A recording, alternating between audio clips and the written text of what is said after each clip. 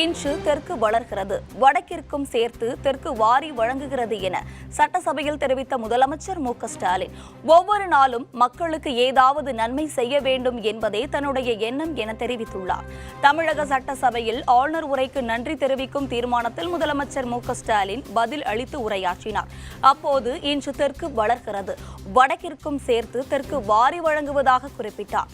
அரசின் உரையை அப்படியே வாசிக்க வேண்டியது ஆளுநரின் கடமை எனவும், ஆளுநர் அவரது அரசியலுக்காக சட்டசபையை பயன்படுத்திக் கொண்டார் எனவும் முதலமைச்சர் குற்றம் சாட்டினார். ஜிஎஸ்டி வரிமுறையால் 20,000 கோடி ரூபாய் இழப்பு ஏற்பட்டிருப்பதாகவும், மெட்ரோ ரயில் திட்டத்தின் 2ஆம் கட்டத்துக்கு மத்திய அரசு நிதி ஒதுக்கவில்லை எனவும் அவர் சாடினார்.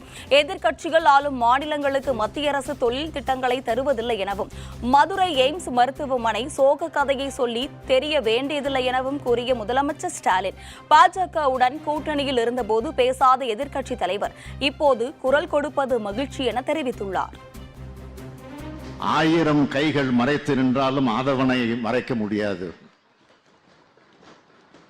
ஒரு காலத்தில் வடக்கு வாழ்கிறது, தெற்கு தேய்கிறது என்று நாமே முழங்கினோம்.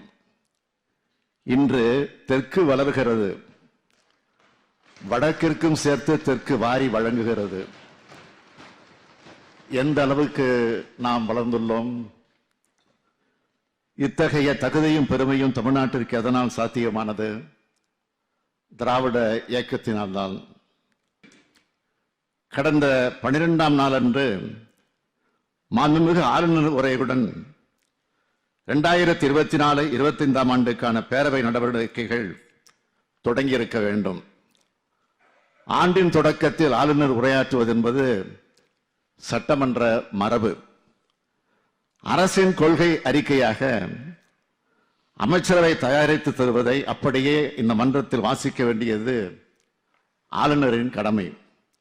ஆனால் ஆளுநர் அவர்கள் தனது அரசியல் நடவடிக்கைகளின் தொடர்ச்சியாகவே இம்மாமன்றத்தை பயன்படுத்திக் கொண்டாரோ என்று கருதும் வகையில் நடந்து கொண்டார்.